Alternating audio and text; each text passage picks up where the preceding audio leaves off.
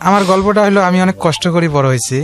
আমি আমার বয়স যখন 8 বছর 9 বছর চলে সে সময় আমার যতটুকু মনে আছে। তা আমি আমাদের ফ্যামিলি হলো 2টা, বাবা একটা মা 2টা। মানে আপনার মা কি বড় মা না ছোট মা? আমার মা হলো ছোট মা, দ্বিতীয় স্ত্রী আপনার বাবার। আমার বাবার দ্বিতীয় স্ত্রী। তা খুব অভাবের সংসার, যেহেতু আমার বড় মার ছেলেরা বিয়ে শাদী করছে, ওরা অনেক বউ বাচ্চা নিয়ে ওরা সবাই সেপারেট হয়ে গেছে, আলাদা আলাদা খায়। আমাদের বাবা আমাদের পাশেই থাকে, আমরা সবাই ছোট সিরিয়ালে 5 ভাই 2 বোন, বোনরা বড়। তা আমার প্রথম বোনের বিয়ে হয়ে যায়, আর মেজ বোনের উনি আমার নানার মামার কাছে বড় হইতো, ছোট থেকে বড় হয়েছে। তা ওখান থেকে আমার বড় ভাইটাও কাজ করতো, মানুষের বাসায় কাজ করতো।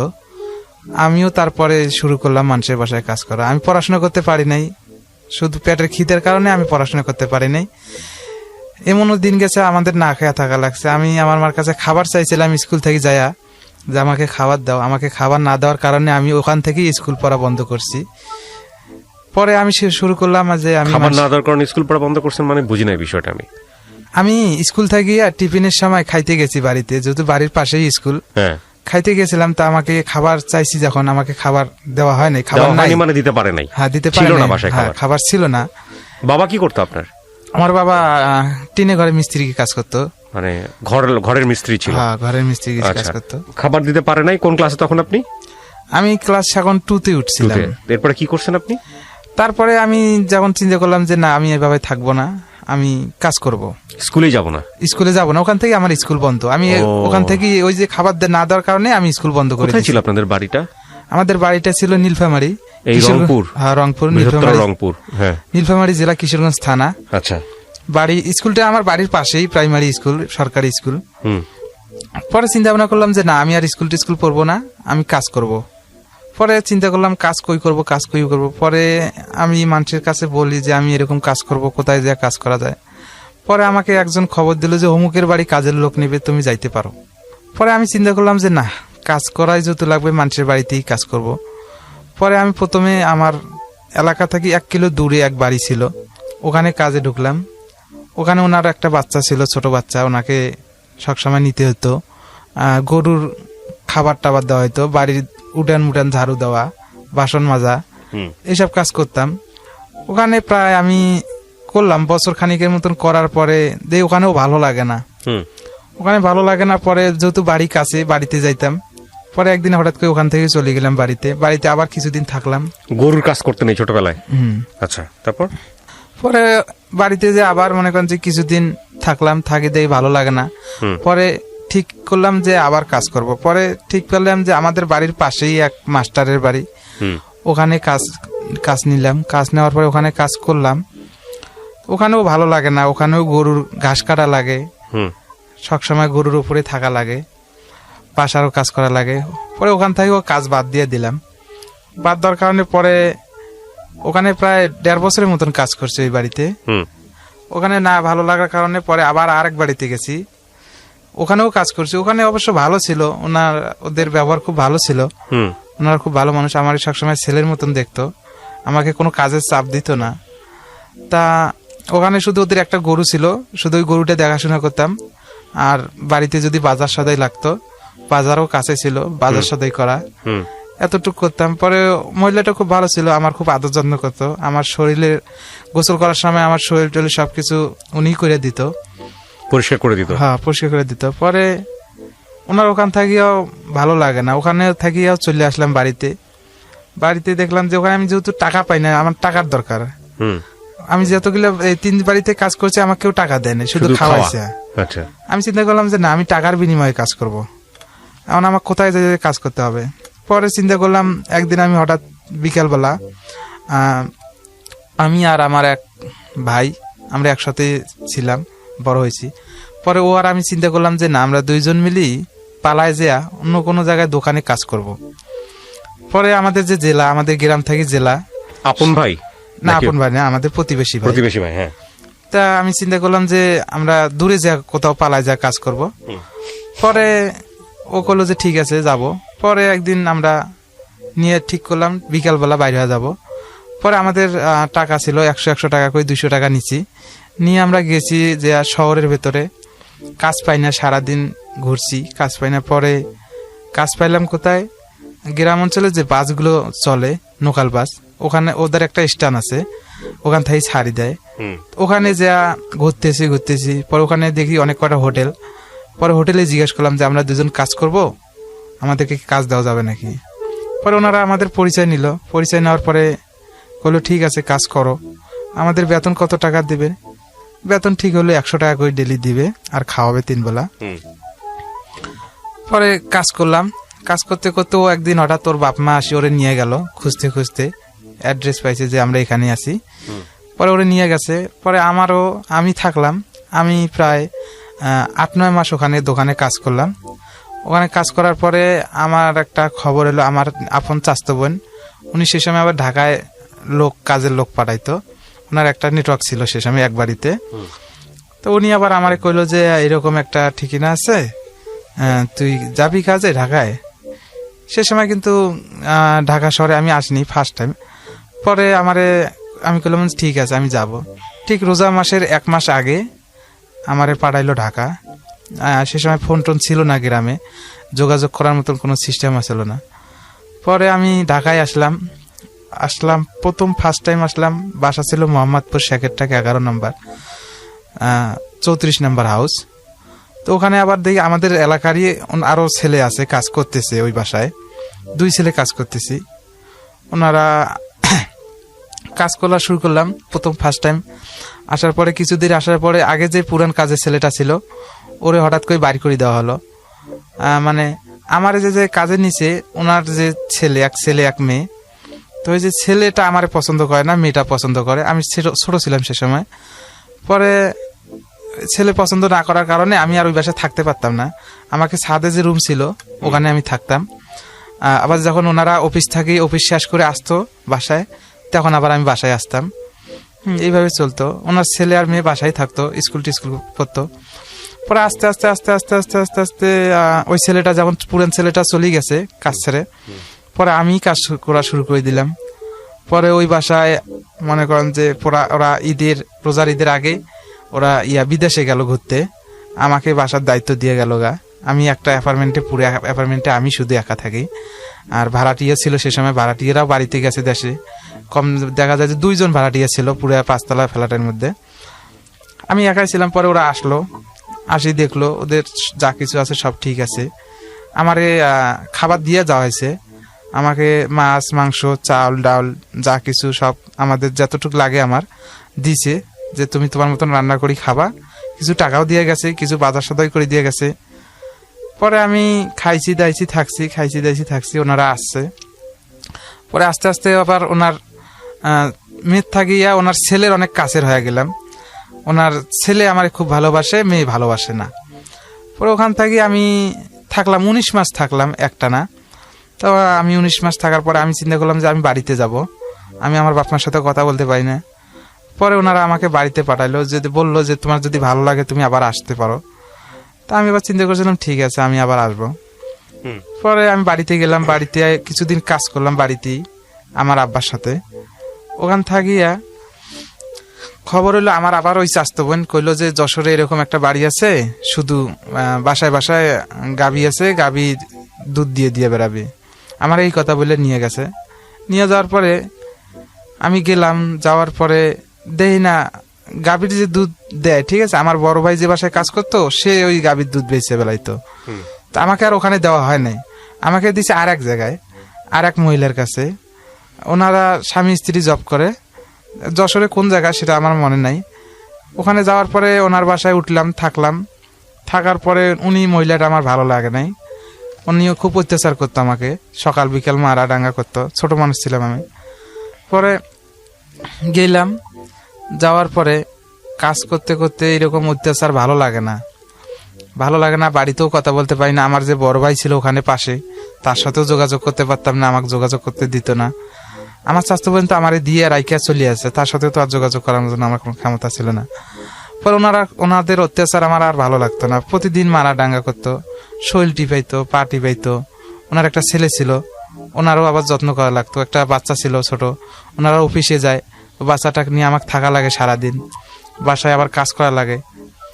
পরে আবার পাশে এক ভাড়াটিয়া ছিল, এক আপু, খুব আমাকে যত্ন করছে, আমার কষ্ট দেখে ওনারা অনেক কষ্ট মনে করছে।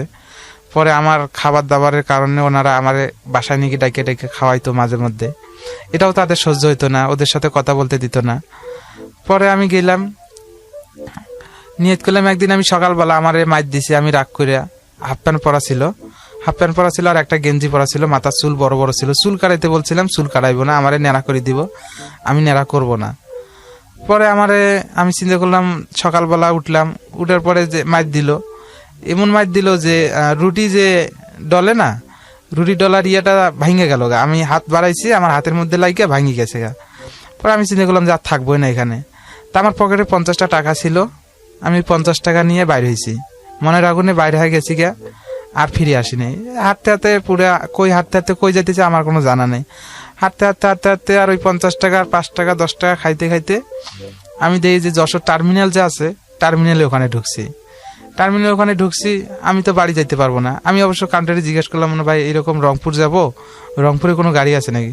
ভাই রংপুরের গাড়ি আছে, রংপুরের গাড়ি সকালবেলা ছেড়ে দিছে। রংপুরের টিকিট কত? কয় এত টাকা তো আমার কাছে নাই ভাই।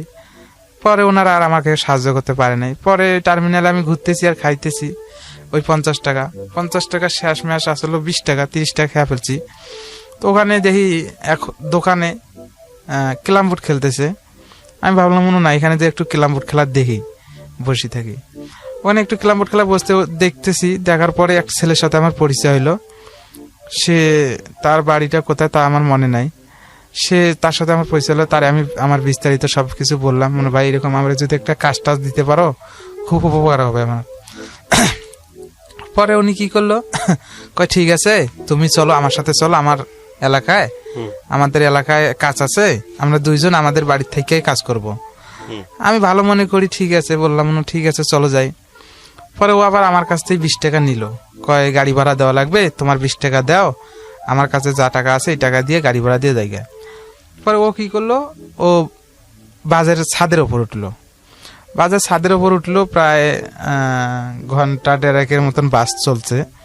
চলার পরে গেলাম, যাওয়ার পরে নামলাম, ওই ছাদের উপরে গেছি, আমাদের আর ভাড়া টাড়া লাগে নাই। পরে যাওয়ার পরে ওখান থেকে আমারে নিয়ে যাচ্ছে ওর বাড়িতে, বাড়িতে নিয়ে যাচ্ছে। তা আমি এক বাজারের ভেতর দিয়ে যাচ্ছি, মনে করেন যে ওটা হলো একটা থানার আশেপাশে তো একটু আছে, দোকানপাট আছে, গ্যামজাম আছে। তো ওখানে আমি যাইতেছি আর দেখতেছি, এক রাস্তা তো, গাড়ি থেকে নামিয়ে এক রাস্তা, এই ওই রাস্তা দিয়ে যাইতেছি। ও আবার ওই আমি যে 20 টাকা দিলাম ওখান থেকে আবার 10 টাকার 2টা কলা নিছে, 5 টাকা দামের। দুইজন 2টা কলা খাইতেছি আর যাইতেছি, খিদে লাগছে। তো ঠিক ওখানে যে প্রায় 12টা 1টার মতন বাজে, 12টা 1টা বাজে। পরে এক রাস্তা থেকে 2 রাস্তা বাইরে হয়ে গেছে গায়ে, মানে এক রাস্তা থেকে আর এক রাস্তা বাইরে হয়ে গেছে, ওখানে 2টা হয়ে গেছে। পরে আবার আমি চিন্তা করলাম, ও কইতেছে তুমি এক কাজ করো, আমার বাড়ির সামনেই, তা তুমি এখানে বসো, আমি আমার বাড়িতে তোমার ব্যাপারে আমি বললে আমি তোমার নিয়ে যাবো একসঙ্গে। হ্যাঁ, ও আমারে কইলো যে ঠিক আছে। আমি কইলাম ঠিক আছে তুমি যাও, আমি এখানে বসতেছি, তুমি আমারে রাইকা যাইও না। হ্যাঁ, তোমার যদি সমস্যা হয় আমাকে আবার, আমি যেখানে ছিলাম আমারে ওখানেই রেখে আসো, আমার যদি ওখান থেকে ওখানে ওই বাসার রাস্তা চিনে আছে, আমি যাইতে পারবো। পরে ও বলল ঠিক আছে, আমি যদি তোমাকে নাও রাখতে পারি তোমাকে আবার রেখে আসবো। পরে ওই যে ওখান থেকে গেছে, আর আসার কোনো খবর নেই।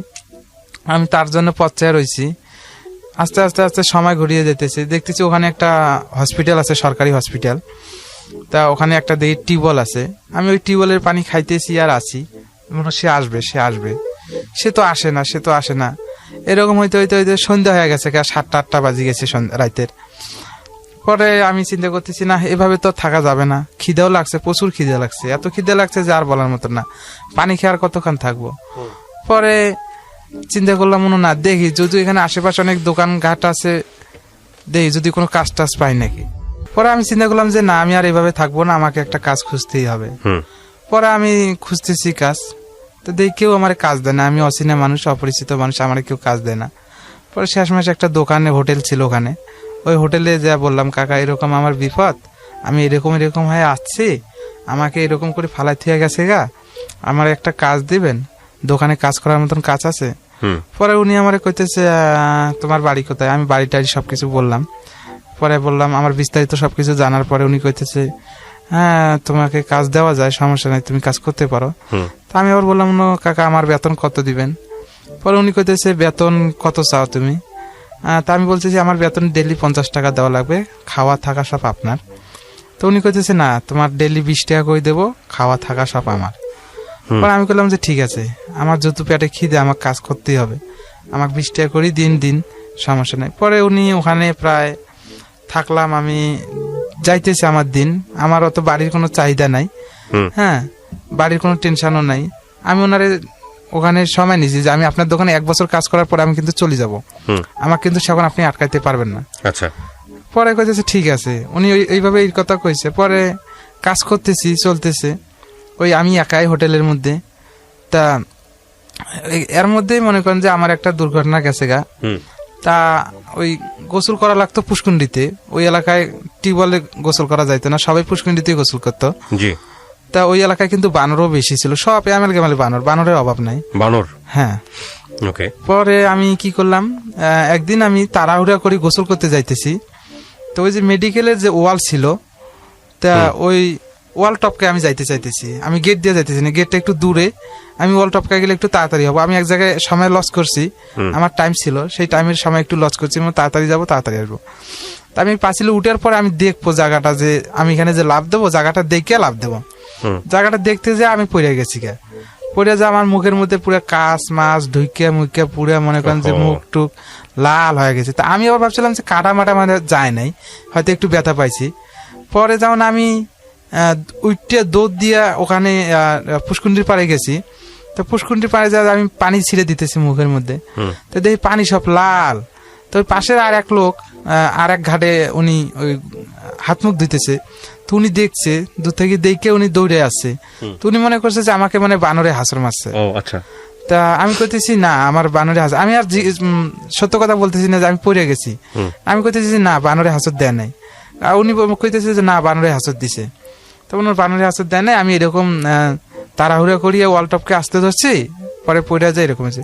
পরে কাজ টাজ ঢুকছে মুখের মধ্যে। পরে এই অবস্থায় উনি আবার আমাকে চিনতো যে আমি অমুক দোকানে কাজ করি। পরে ওই দোকানে নিয়ে গেল। তো ওখানে যে সরকারি যে হসপিটালের ভেতরেই কিন্তু পুষ্কুন্ডিটা, তো ওখানে আমাকে ভর্তি করে নাই। আমার হোটেলের পাশে একটা ক্লিনিক ছিল, ক্লিনিকে ভর্তি করাইলো। ওখানে আমার ট্রিটমেন্ট চললো। আমি হাসতেও পারতাম না, খাইতেও পারতাম না, খুব কষ্ট করে ওখানেও দিন কাটাইলাম। কাটার পরে প্রায় এক নার্স ছিল, একটা মেয়ে নার্স, উনি আবার খুব যত্ন করতো। উনি সকাল বিকেল আমাকে ড্রেসিং করাই দিত। ওনার সহযোগিতে আমি অনেক তাড়াতাড়ি সুস্থ হয়ে গেছি। উনি সবচেয়ে খেয়াল করতে বেশি। তো দোকানটা ছিল কি, দোকানে অনেক ভদ্রলোক আসতো, ক্লিনিকের ডাক্তার, নার্স, স্টাফরা এখানে খাইতে আসতো, যেহেতু আমি খাবারটা দিতাম। হ্যাঁ, এই হিসাবে আমার খুব ভালোবাসতো। পরে আমি 2 ঈদ কাটাইলাম, কুরবানির ঈদ কাটাইলাম, রোজার ঈদ কাটাইলাম। কাটার পরে হঠাৎ আমার একদিন বাড়ির কথা মনে পড়লো, যে আমি বাড়ি চলে যাব। আমার মনে হয়েছে যে আমার 1 বছর হয়ে গেছে গা। আমি এর আগেও কিন্তু বাড়ি যাওয়ার জন্য বলছিলাম, তবে ওরা আমাকে পাঠাইতে চায় না। হ্যাঁ, পরে একদিন হঠাৎ একবার মন একবার ভেঙে গেছে যে আমার বাড়ি যাওয়াই লাগবে। পরে আমি চিন্তা করলাম যে না, বাড়ি যাও তো যাওয়াই লাগবে, তাহলে ওনাদের আশায় আমি থাকবো না, আমি আমার মতন চলে যাব। পরে আমি যে ওই যে আমার দোকানের কাকার সাথে যে সবকিছু ঠিক করছিলাম, তো ওই কাকা আবার উনি আবার কি করছে, উনি ওই দোকান ওনার ছেলের কাছে বুঝাই দিয়ে উনি আলাদা ব্যবসা করে, ক্ষীরের ব্যবসা করতো। পরে উনি ওই কাকা তো আর নাই দোকানে ওই টাইমে। পরে ওনার ছেলের ব্যবসা করতো আর ওনার ওয়াইফ। পরে আমি চিন্তা করলাম না, আজকে যেহেতু যাবো, সকালবেলা উঠছি, উঠে বললে দিছি যে আমি আজকে বাড়িতে যাব। তারপরে আমি যে গোসল টোসল দিয়ে আমার কাপড় চোপড় যা ছিল সব প্যাকেট করছি। প্যাকেট করার পরে ওনারা আমাকে আসতে দিবে না। পরে অনেক কিছু বুঝাইতেছে যে এরকম এরকম যাস না, ঠিক আছে। এর মধ্যে একটা কাহিনী হয়েছে, আমার বাড়ির ওপর চাহিদা হলো কি, আমার মতো নেই একজন আসে আমার কাছে কাজ চাইছে।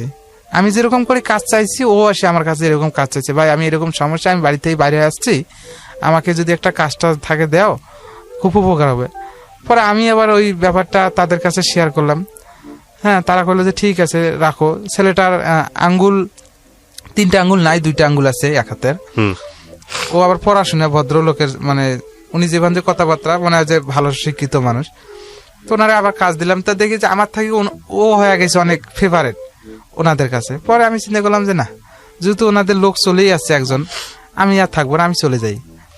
পরে আমি সকালবেলা আমার কাপড় চোপড় যা আসলো গোসল টোসল করে আমি বাইরে হচ্ছি, ওনারা আসতে দিবে না। পরে যখন আমি চলেই আসবো, সেখন ওনারা ওই আমার যে আমি আম্মা কয়ে ডাকতাম, হ্যাঁ, তা ওই আম্মা আবার বললে যে ঠিক আছে যেহেতু যাবি, তা ওনার ছেলের আমি ভাই বলতাম। তা ওই ভাইয়া আসলো, আসার পরে আমাকে টাকা দিল, কয় ঠিক আছে যাবি, ভালো কথা, আমি তোরে কিছু মার্কেট করে দেই। পরে আমার প্যান্ট শার্ট একটা ব্যাগ কিনে দিল, ভালো কিনে দেওয়ার পর সবকিছু গোছায় মোছায় দিল, বিস্কুট টিস্কুট কিনে দিছে। তা কিনে দেওয়ার পরে কিছু টাকা দিছে। তা আমি টাকা সে সময় চাইছিলাম, আমি আমাকে গোটাল নোট দিবেন না, আমাকে সব খুচরা টাকা দিবেন, আমাকে যা টাকা দিবেন যাই দেন সব আমাকে খুচরা টাকা দিবেন, 10 টাকা 20 টাকার নোট। পরে উনি আবার সবগুলো এই 10 টাকা 20 টাকার নোট কালেকশন করছে। কালেকশন করার পরে আমার প্যান্টের 4 পকেটে ভর্তি করে টাকা দিছে। এই যে গল্পটা আপনি বলতেছেন, তখন আপনার বয়স কত? তখন আমার বয়স, আমি খারাপ জিনিসটা বুঝতাম না। আর বাড়ি থেকে ততদিন আপনি কতদিন যাবত দূরে? বাড়ি থাকি প্রায় আমি এখানে হারায় যাওয়ার পরে 14 মাস থাকলাম, আর ওইদিকে 3 মাসের মতন ছিলাম। এগুলো সবই হচ্ছে পেটের দায়, মানে এই কাজগুলো সবই পেটের দায়। হ্যাঁ, মানে বাড়ির ঠিকানা ততদিনে ভুলে গেছেন? না, বাড়ির ঠিকানাটা আমার মনে আছে যে আমার বাড়ি হয়েছে, কিন্তু বাড়ির লোকজন জানে আপনি হারায় গেছেন। আমি বলি, হ্যাঁ, আমি যে এটা আমি আপনাকে বলবো, আমি যখন বাড়ি ফিরার পরে যে যা ফেস করছেন। হ্যাঁ, তারপর পরে আমি চিন্তা করলাম যে না, আমি চলে যাব। ওনারা আমাকে টাকা পয়সা দিল। তা ওই যে পরে আমাকে কইলো যে তুই তো যাইতেছস, সবাই রে বললাই যে তুই যাইতেছস। হ্যাঁ, ওখানে একটা ভালো সম্পর্ক হয়েছে মানুষের সাথে। সবসময় ওই যে দোকানে থাকি আমরা চিনি ময়দা অনেক কিছু নিয়ে আসতাম, ওই দোকানে গেলাম, ভাই আমরা চলে যাচ্ছি, উনি আমাকে কিছু টাকা দিল। পরে আমি হসপিটালে উঠলাম, ডাক্তার এই যে নার্স এদেরকে বললাম যে আমি চলে যাচ্ছি। হ্যাঁ, ওনারাও আমাকে কিছু কিছু টাকা দিয়েছে সবাই। তা আমি টাকাগুলো গণি নেই যে আমাকে কে কত টাকা দিছে, কে কত আমাকে টাকা দিল, সেটাও আমি গণি নেই। আর আমার টাকা জানাও ছিল না যে আমার কাছে এত টাকা ছিল। যা টাকা দিতেছে আমি সব পকেটের মধ্যে রাখতেছি, আর ব্যাগের মধ্যে রাখতেছি। পরে আমি রওনা দিলাম ওখান থেকে প্রায় 10টার দিকে। আমাকে গাড়িতে উঠে দিল, হ্যাঁ, যে টার্মিনাল যায় এই গাড়ি থামবে, তুমি আমি কইছি যে তুমি টার্মিনাল থেকে যাইতে পারবা, মানে হ্যাঁ আমি টার্মিনাল থেকে যাইতে পারবো। তেমন কিন্তু কিছু কিছু বুঝতেছি আমি। পরে আমার বাড়ির কথা মনেই আছে যে আমার বাড়ি অমুক জায়গায়, আর আমি এখান থেকে এখানে গেলে আমার বাড়িতে যাইতে পারবো। পরে সে সময় বয়স কিন্তু খারাপ না, প্রায় 15-16 বছর বয়স আমার। পরে গেলাম, 10টার সময় চললাম গাড়িতে, প্রায় 12টা বাজলো, যে দেখি আমার টার্মিনালে আমাদের রংপুরের গাড়ি নাই, ছেড়ে দিছে সকালবেলায়। পরে চিন্তা করলো কি, কাউন্টারওয়ালা আমাকে নাটোরের গাড়িতে উঠে দিল।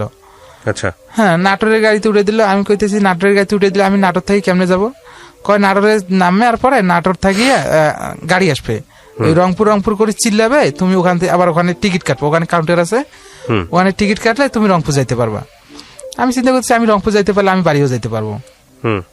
পরে এই গাড়ি আমাকে নিয়ে গেল, ঠিক আছে, বিকালবেলা 5টার দিকে নিয়ে নামাই দিল নাটোরে। নিয়ে নামাই দেওয়ার পরে টিকিট কাটলাম, আমি আবার একটা কেক খাইলাম, খাওয়ার পর টিকিট কাটলাম, টিকিট কেটে বসে রয়েছি। বসে থাকার পর অনেকক্ষণ পরে একটা গাড়ি আসলো, তা আমি তো কাটছি টিকিট সিটের আশায়।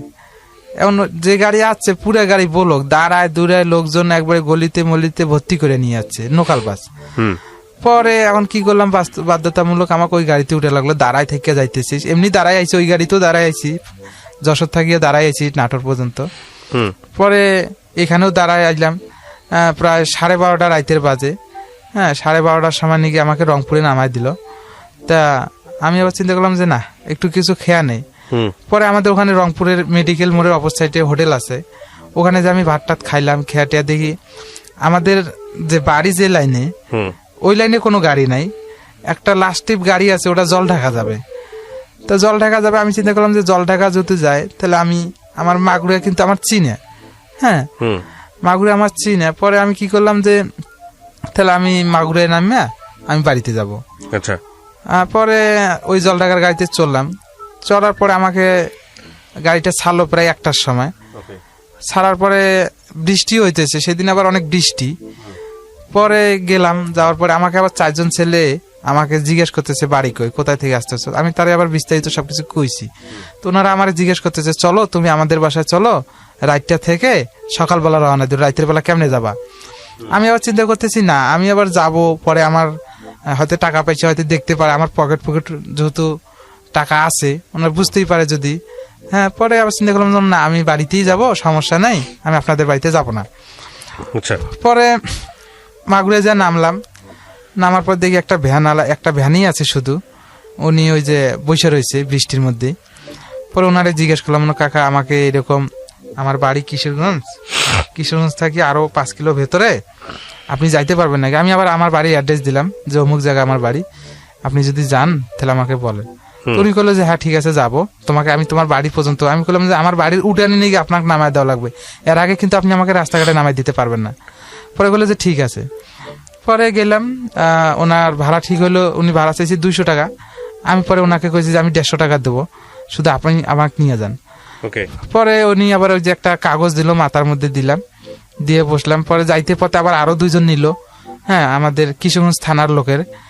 পরে যাইতেছি, যাওয়ার পরে আমার বাড়ি যাইতে যাইতে আমার বাড়ি থাকি আমি প্রায় একটু আগেই নামছি, যেহেতু আমার বাড়ি চলেই আসছি, ওরা আমার এলাকার ভেতর ঢুকে গেছি গা বাড়ির রাস্তায়, একটু আগেই নামছি যে না আমি হাইটে যাবো গা। হ্যাঁ, রাতে 3টা বাজে গেছে গা। পরে ওনারে ছাইড়ে দিলাম, ছাড়ি দেওয়ার পরে আমি দৌড়ে যাইতেছি, আর আমার মনে যে এত আনন্দ, এত যে খুশি লাগতেছে যে আমি বলতে পারতেছি না, আমার বুকটা ফাইটা যাইতেছে খুশির আনন্দে যে আমি বাড়িতে আসছি, এতদিন পর আমার বাড়িতে আসছি। আমি দৌড়ে দৌড়ে বাড়িতে যাইতেছি, জোরে জোরে ধাপ ধাপ করে পা ফেলায় বাড়িতে যাইতেছি, অন্ধকার রাইতে, কিছু দেখি না চোখে, তাও দৌড়াইতেছি। হ্যাঁ, যে আমার নিশানা আছে যে এইটাই রাস্তা আমার। পরে আমি বাড়িতে যাইতেছি, সব বাড়ি কিন্তু সে সময় কারেন্ট ছিল না, পুরো অন্ধকার বাড়ি। তা আমি বাড়িতে যাওয়ার পরে দেখি আমার বাড়ি পুরা নীরব, 3টা বাজে যেহেতু বাড়ি নীরব। তা আমি যে আমার বাড়িতে আমার মা যে ঘরে থাকে ওই ঘরে আমি ডাকতেছি, আমি প্রায় অনেক ডাক দিছি, প্রায় 60-70টা ডাক দিছি, তারপর আমার মা ওঠে না, মা মা মা মা কয়ে ডাকতেছি, ওঠে না ওঠে না ওঠে না, গেটের মধ্যে থাপড়াইতেছি, ওঠে না ওঠে না ওঠে না।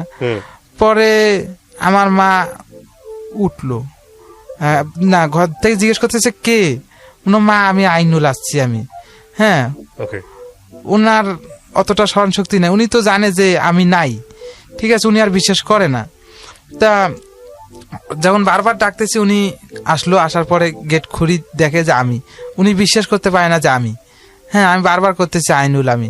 পরে উনি যখন আমি এই কথা বলছি, উনি আমার ঘরের ভেতর ঢুকলাম, ঢুকি দেখতেছে আমি আইনুল, ঠিক আছে, উনি যে কান্না কাঁদছে, হ্যাঁ উনি বিশ্বাস করতে পারে না যে আমি আসছি। হ্যাঁ, পরে ওনার সাথে অনেকক্ষণ জড়ায় ধরে কাঁদতেছে আমার নিয়ে। পরে সবকিছু গেল, কথা কটা সবকিছু বললাম, বলার পরে আমার আর বাপের কথা জিজ্ঞেস করলাম না। হ্যাঁ, পরে আমি সকালবেলা যখন ঘুম থেকে উঠি দেখি যে আমার পুরো এলাকা মানুষ আর মানুষ হয়ে গেছে। আচ্ছা, আপনি বুঝতে পারতেছেন না কেন? না, আমি বুঝতে পারতেছি না যে এত মানুষ হয়েছে কেন। হ্যাঁ, আমি জানি না যে এত কিছু ঘটছে আমার বাড়িতে। পরে দেখি মানুষ আর মানুষ, মনে করেন যে অনেক মানুষ, যে আমার বাড়ির জায়গা দেওয়ার মতন কোনো সিস্টেম নাই, রাস্তাঘাটে খালি মানুষ আসতেছে আমাকে দেখার জন্য। হ্যাঁ, এই জন্য আমি পরে জিজ্ঞেস করতেছি কি হয়েছে, আমাকে দেখার জন্য এত মানুষ আসছে কেন। পরে যেমন আমি মানুষের কাছে শুনি যে এরকম এরকম বিস্তারিত, যে আমি মারা গেছি ওখানে, হ্যাঁ আমাকে মেরে ফেলা হয়েছে। আমারই এলাকার এক লোক এসে বলছে যে তুই যে মারা গেছস, আমি ডেরেনে দেখছি যে তোরে মাইরে ফেলাইছে। হ্যাঁ, এই জন্য ওনারা অনেক দীর্ঘ বিশ্বাস যে আমি আর বেঁচে নাই। যেহেতু আমার এলাকার লোক আসি বলছে যে আমি নিজের চোখে দেখে এসেছি যে তুই মারা গেছিস গা, যে এইরকম আপনার ছেলে মারা গেছে, আমার নিজের চোখে দেখা, আমি ডেরেনে লাশ দেখছি। হ্যাঁ, পরে এই জন্য ওনারা অনেক কিছু করছে, এই জন্য আমি হারিয়ে যাওয়ার পর মধ্যে ওনারা অনেক তাবিজ কবাজ করছে যে আমি আসবো না, আমি বেঁচে আছি কিনা নাই। হ্যাঁ, তা আমি আবার যে বাসায় ছিলাম উনি আবার আমাদের বাড়িতে আসছিল।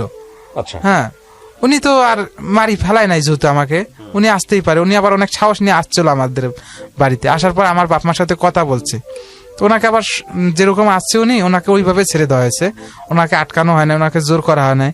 হ্যাঁ, ওনাকে মারা ডাঙ্গা করা হয় নাই।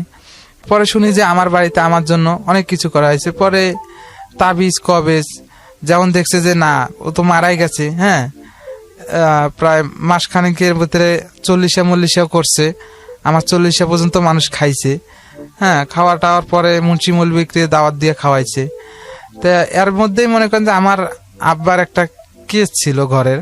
হ্যাঁ, যেহেতু ওরা কেস ছিল বলতে কি আমার আব্বার নামে ছিল না, আমার আব্বাকে সাক্ষী করা হয়েছিল, আমার 2 ভাই আর আমার আব্বাকে সাক্ষী করা হয়েছিল। আমার শোকে শোকে একদিন ওরা হাজুরা দিতে গেছে, ওদেরকেও আটকায় দিছে, ওদের রায় দিয়ে দিছে, 10 বছরের রায় করে দিয়ে দিছে। পরে ওরা এখন জেলে, আমার বাড়ি পুরো ফাঁকা। আমি যেদিকে আমার বাড়ি পুরো ফাঁকা, শুধু মহিলারা আছে, পুরুষ মানুষ নাই। হ্যাঁ, যে আমার যে সৎমার যে বড় ভাই, উনি একটু বলদ টাইপের, উনি মানে বোকা শোকা মানুষ, ওনারা তো কোনো চাহিদা নেই। এখন উনি যে কাজ করি যে এই যে বাকি ফ্যামিলি চালাবো, এটার কোনো সামর্থ্য নাই। পরে চালাইতেছে যে ওই যে যাদের কাজ করতে গেছে সাক্ষী ছিল, তারাই কিছু খরচ দিতেছে, ওরা ওই খরচে চলতেছে। ওরা আবার ভালো ভালো প্রভাবশালী লোক, সবাই মাস্টার, প্রাইমারি স্কুলের মাস্টার, কেউ চাকরিজীবী, ওরাই ওখান থেকে খরচ দিতেছে, সেই খরচে চলতেছে। তা আমার আব্বাদের সাথে আমার আব্বা, আমার 2 ভাই আর ওরা হইলো 6 জন, আর আমরা হইলো 3 জন, এই 9 জনকে আসামি করা হয়েছিল। পরে আমি আবার চিন্তা করলাম যে না, একটু আমার আব্বা আর আমারে দেখে আসি। পরে দেখতে গেলাম আমার আব্বারে, আমার ভাইরে জেলখানায়, নতুন জেলখানায় দেখতে গেলাম। হ্যাঁ, পরে দেখার পরে আমার আব্বা কি কান্দন যে আমি আসছি, ওনারা জানে যে আমি মারা গেছি। ওকে। পরে কি করলাম, বাড়িতে আসলাম। বাড়িতে আসার পরে চলতেছে আমাদের কষ্ট, এইভাবেই চলতেছে, যত পুরুষ মানুষ নাই, আমার আব্বাও সবাই ভেতরে। এখন আমি বাড়িতে আছি, আমার বড় ভাই বাড়িতে আছে, আমরা টুকিটাকি করে চলতেছে, এইভাবে আমাদের দিন যাইতেছে। পরে হঠাৎ একদিন খবর এলো কি যে আব্বাদের জামিন হইতেছে। আচ্ছা। যে জায়গায় 10 বছরের করে রায় দেওয়া হয়েছিল, সেখানে আমরা 96 দিনকার ভিতরে বাইরে আসছে আমার আব্বা। হ্যাঁ, আসার পরে আবার মনে করেন যে আমার বাড়িটা আবার আগের মতন হয়ে গেছে, সবাই হাসি খুশি, ফ্যামিলির মধ্যে কোনো ইয়া নাই। আর আমাদের 2 পরিবার হইলো আমরা অনেক সুখী। আমার সৎমা আমাদেরকে খুব ভালোবাসে, যেহেতু আমার আব্বা 2 বউকে এক বাড়িতেই ছিল। হ্যাঁ, ঘর যেহেতু আলাদা হইলো, বাড়ি একটাই ছিল। আমি আমার জীবনে আমি দেখি নেই যে ওদের কোনো ঝগড়া, আমার সৎমার সাথে আমার নিজের মার কোনো সময় ঝগড়া। আর আমার সৎমাও আমাদের সাথে কোনো সময় যে খারাপ ব্যবহার করছে তা না, সবসময় আমাদেরকে আব্বা আব্বা করে ডাকছে, কিছু খাইতে বসছে আমাদেরকে ডাক দিছে খাওয়ার জন্য। হ্যাঁ, কিছু হলে আমাদেরকে খাওয়াইছে। আমরা এইভাবে আমাদের কষ্ট করি, আমরা মানুষ হয়েছি, এখন এইভাবে চলতেছি আমরা। তা মনে করেন যে আমি পরে চিন্তা করলাম যে সবকিছু তো গেল গা, সবকিছু ঠিক হয়ে গেছে গা। আমি আসার পরে তারপর আপনি কি করলেন? ঠিক হয়ে গেছে, পরিস্থিতি স্বাভাবিক, সব ঠিক আছে, তারপর কি হলো? সবকিছু ঠিক হওয়ার পরে আমি আবার এক বাড়িতে কাজ নিলাম, যেটা হলো আমাদের বাড়ি থেকে আবার দূরে, আবার বাড়িতে কাজ নিলাম। হ্যাঁ, কাজ নিলাম বলতে কি আমার এক চাচতো ভাই, হ্যাঁ, বললো যে আমার কাপড়ের দোকান আছে, তুই এক কাজ কর, আমার কাপড়ের দোকানে থাক রংপুরে। সে ওই কথা কয়ে নিয়ে গেল, ঠিক আছে। পরে দেখি ওখানেও আমাকে বাসার কাজে লাগাই দিছে। হ্যাঁ, দোকানে নিয়ে যায় না, বাসার কাজে। ওখানে যদি আমার বাসার কাজ জানা, আমি বাসার কাজই করতেছি। তো ওই মহিলাটা আমার ভালো লাগে না। মহিলাটা ওদের ভালো, যেহেতু ওই আঙ্কেলটা একটা স্কুলের হেডমাস্টার। মহিলাটার নেচার ভালো না। পরে আমি চিন্তা করলাম না, এই মহিলার কাছে থাকবো না, ভালো লাগে না। পরে আমি আবার ওই মহিলা থাকতো রংপুরে, তা আমি আবার রংপুর থেকে ওই আঙ্কেল আবার থাকতো গ্রামে, যেখানে স্কুল সেখানেই বাড়ি, ওখানেই থাকতাম। পরে আবার আমি ওই আঙ্কেলের রান্না বান্না, হ্যাঁ, বাসার কাজ টাজ করতাম, ওখানেও দেয়, ভালো লাগে না। পরে ওই বাড়ি যাইতে চাই, দেয় না, টাকা চাইলে বেতন চাইলে বেতনও দেয় না। পরে আবার চিন্তা করলাম না, ওখানে আর যাবো না, ওখানে যাবো না। একদিন আমি ভোরবেলা চিন্তা করছি যে যেহেতু আমাকে যাইতে দেয় না, আমি পালাই যাবো এখান থেকে।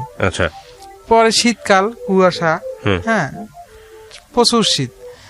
আমি কি করছি, সব খায়াটে আমি ঘুমাইছি, ঘুমায় রাইতে 3টা বাজে বাইর হয়েছি। আমি কাপড়ের উপর কাপড় পরছি, কাপড়ের উপর কাপড় পরছি, যা কাপড় ছিল সব পরছি। পরার পরে আমি একবারে আস্তে করে পেছনে, বাসার পেছনের গেট আছে, পেছনের গেট দিয়ে আস্তে করে বাইরে আমি মনে করি যে মেন হাটে হাঁটা শুরু করে দিচ্ছি। আমার বাড়ি থেকে অনেক দূর রাস্তা, অনেক দূরের রাস্তা। আমি চিন্তা করতেছি যে আমি হাঁটতে হাঁটতে আমি চলে যাব, আমি যত দূর হাঁটতে যাবো ওরা আমাকে আর পরে পারবে না ধরতে। পরে আমি দেখতেছি হাঁটি যাইতেছি, তা রাস্তার মধ্যে, রাস্তাটা কিন্তু অনেক ভয়ঙ্কর। হ্যাঁ, এক সময় ডাকাতি হইতো ওই রাস্তায়। পরে আমি সাহস নিয়ে গেছি, গিয়ে দেখি লোকজন, ওই যে সিকিউরিটি গার্ড আছে, ওরা আবার ওই যে লোকজন যেন যাইতে পারে না, এই জন্য আবার সিকিউরিটি দেওয়া হয়েছে।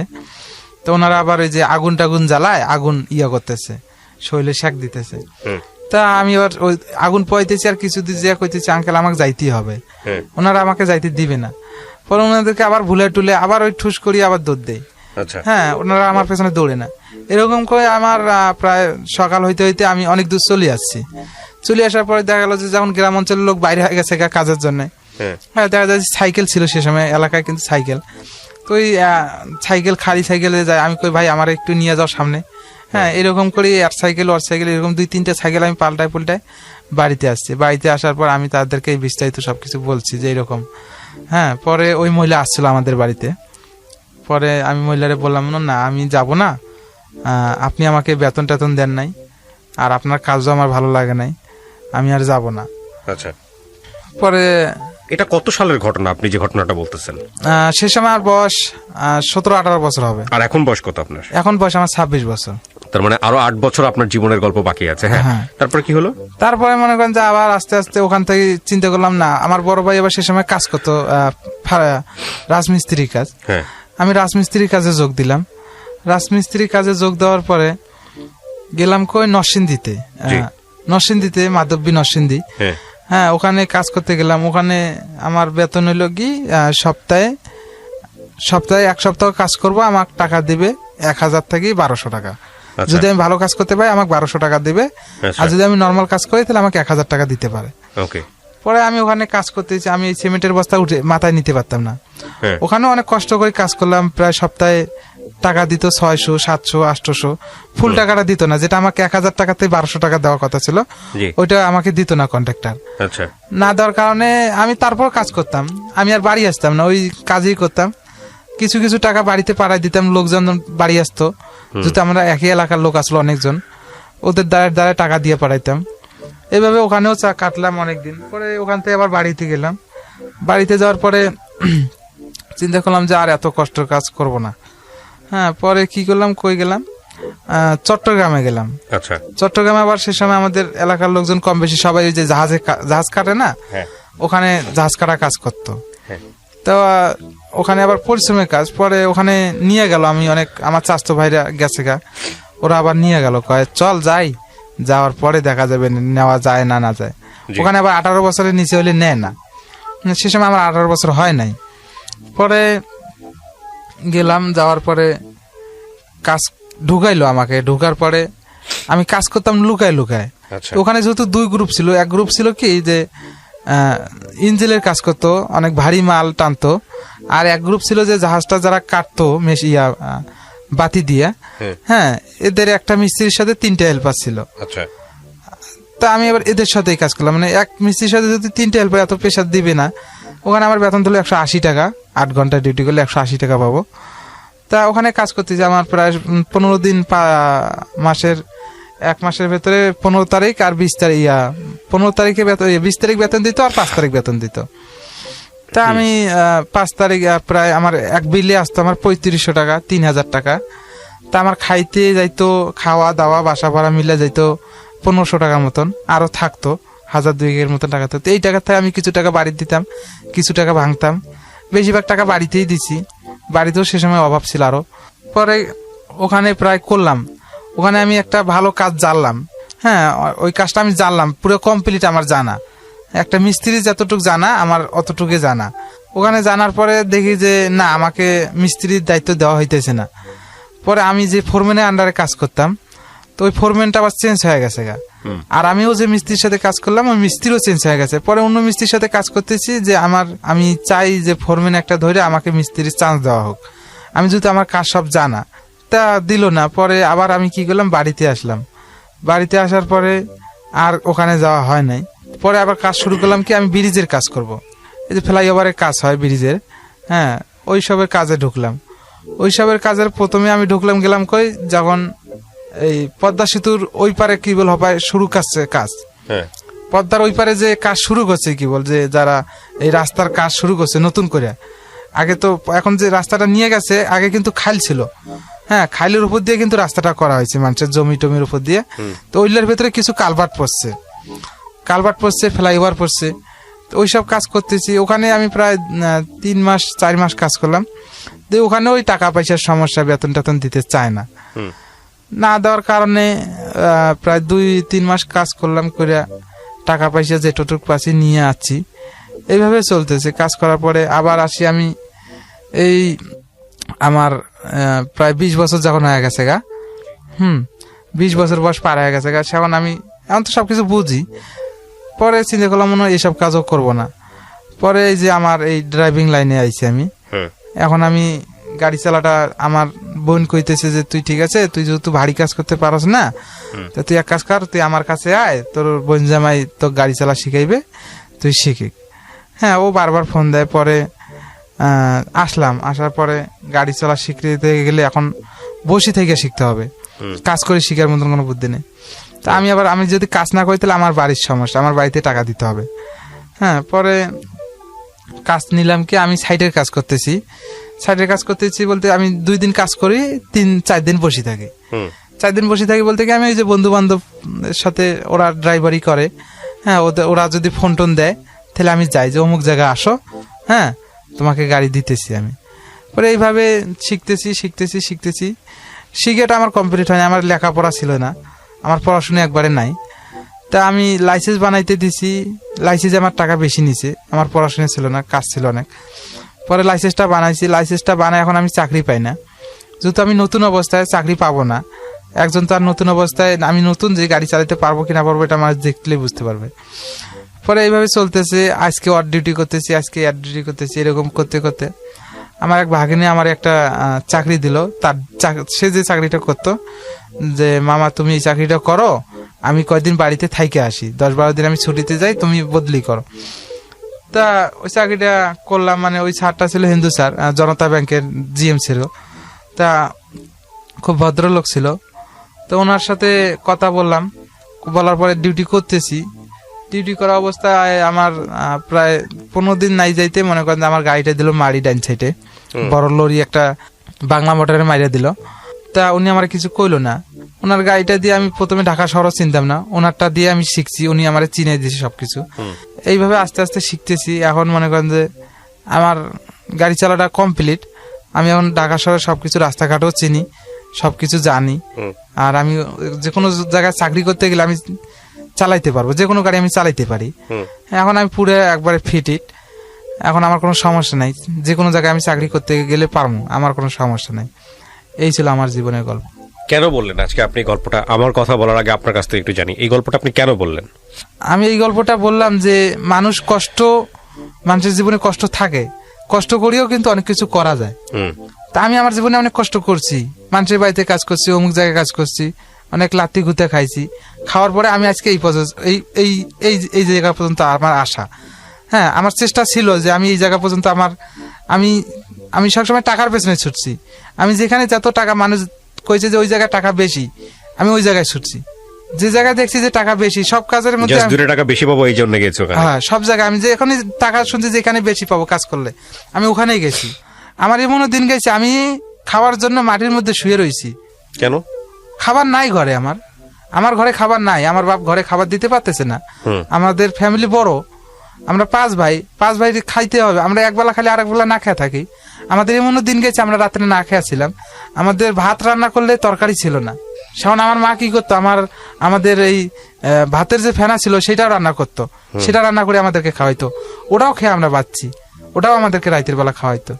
একদিন এমন হয়ে গেছে যে আমাদের পুরো ফ্যামিলিতে কোনো চাউল নেই, ঝড় বৃষ্টি, সে সময় বর্ষাকাল, কাজে যাইতে পারে না, কাজে না যাওয়ার কারণে পুরো কোনো বাড়িতে চাউল নেই। সে সময় চালের দাম কিন্তু কম, আহামরি চালের দাম বেশি না। সে সময় 14 টাকা চালু কেজি, 13 টাকা চালু কেজি, 12 টাকা চালু কেজি। সেই সময় কিন্তু আমরা কষ্ট করছি। পরে আমার এক বড় ভাই এক লোকের কাছে অনেক মিনতি করার পরে আমাদেরকে কিছু চাউল উনি বাকিতে দেয়। পরে ওই চাউল নিয়ে আমরা আমাদের জীবন বাঁচাইছি। তরকারি হিসেব বাদ দিলাম, তরকারি হয়তো দেখা গেছে যে শাক টাক এটা সেটা থাকি আমরা উঠে এনে খাইছি। আপনার গল্প শুনে আমার কিছু বলার নাই, আমি শুধু ছোট্ট করে একটা কথা বলি। সেটা হচ্ছে, এই গল্পটার মধ্যে এমন কি আছে যেটা প্রচার করতে হবে? খুব সিম্পল, একটা মানুষের হার না মানা গল্প। ও যখন ক্লাস 2-তে পড়ে, ওই সময়ে ও শুধুমাত্র টিফিন পেত না, এই কারণে সে পেটের ভাত জোগাড় করার জন্য রাখাল হয়, ডেইরি ফার্ম আছে, সেখানে কাজ করা শুরু করে। যখন মনে হয়েছে ওখানে গেলে 2 টাকা বেশি হবে, সেখানে সে শিফট করেছে। করতে করতে করতে করতে এমন হয়েছে সে যে বাড়ি থেকে বিচ্ছিন্ন, এবং বাড়িতে নিউজ গেছে যে এই ছেলে মারা গেছে, সেখানে কুলখানি পর্যন্ত হয়ে গেছে। তারপরে সে একদিন বাড়িতে গেছে, তারপরে তাকে দেখে সবাই অবাক হয়েছে। মানে জীবনটা শুধুমাত্র 2টা পয়সার জন্যে কি ভয়ঙ্কর। এবং এটা কিন্তু আজ থেকে মাত্র 10 থেকে 15-20 বছর আগের গল্প। দারিদ্র্যের সাথে যুদ্ধ করে বেঁচে থাকার গল্প। ও নিদারুণ একজন পেশায় ড্রাইভার, কিন্তু ওর গল্প থেকে অনেক কিছু শেখার আছে। ও কিন্তু হেরে যায়নি, ও কোনো অন্যায় পথে যায়নি, ও কোনো খারাপ কাজ করে কোনো কিছু উপার্জন করেনি। হ্যাঁ, এবং ও কখনো ভিক্ষাও করেনি। ভিক্ষা করেছেন? না, আমি কখনো ভিক্ষা করিনি। আমি কখনো মানুষের কাছে হাত পাতিনি। কখনো মানুষের কাছে হাত পাতেনি। ওর জীবনে হয়তো কিছুই হয়নি এখন পর্যন্ত, খুব সাধারণ একজন মানুষ। কিন্তু এই সাধারণ একজন মানুষ হয়ে সমাজে টিকে থাকার যে যুদ্ধ, সেই যুদ্ধে সে কখনো অন্যায় পথ ধরেনি। তো সেই জায়গাটা থেকে আজকের এই গল্পটা অনেক অনেক শিক্ষণীয় একটা গল্প। হতে পারে ও ক্লাস 2 পড়ুয়া একটা মানুষ, 24 বছরে ওর লেখাপড়া হয় নাই, দারিদ্রতা ওকে কিছুই করতে দেয় নাই, কিন্তু ও জীবনের কাছে হার মানেনি। এটা একটা অসাধারণ গল্প। এবং আমি অবশ্যই আপনাকে ধন্যবাদ জানাই যে আপনার জীবনের এই গল্পটা আপনি আজকে এখানে শেয়ার করেছেন। লাখ লাখ মানুষ এটা শুনবে। আপনি অনুভব করেছেন যে না, আমার গল্পটা আসলে বলা যায় রেডিওতে, সেই জায়গা থেকে আপনি আমাদের এখানে আসছেন। আমি অবশ্যই আপনাকে ধন্যবাদ জানাই। প্রিয় দর্শক এবং শ্রোতা, যারা এই গল্পটি শুনলেন, তাদের একটা জিনিসই নেয়ার মতো আছে, সেটা হচ্ছে জীবনে কখনো হারতে হয় না। আমরা সবাই কোনো না কোনো সিচুয়েশনের মধ্য দিয়ে সামনের দিকে আগাই, সবাই কোনো না কোনোভাবে সিচুয়েশনের মধ্য দিয়ে বড় হই। মাথায় রাখবেন, আমাদের প্রত্যেকের সিচুয়েশনই প্রত্যেকের কাছে খুব গুরুত্বপূর্ণ, এবং প্রত্যেকেই কোনো না কোনো সিচুয়েশনের মধ্যে আছে। সুতরাং আপনার সিচুয়েশনকে স্ট্রাগল করে ওভারকাম করে যাওয়াটাই আপনার দায়িত্ব। কে কি মনে করলো অন্য কারোর সাথে কম্পেয়ার করে নিজের জীবনটাকে অনেক বেশি হাহুতাশে ভরে ফেলার একেবারেই উচিত নয়। অনেক ভালো থাকুন। আজকের মতো শেষ করছি। আগামী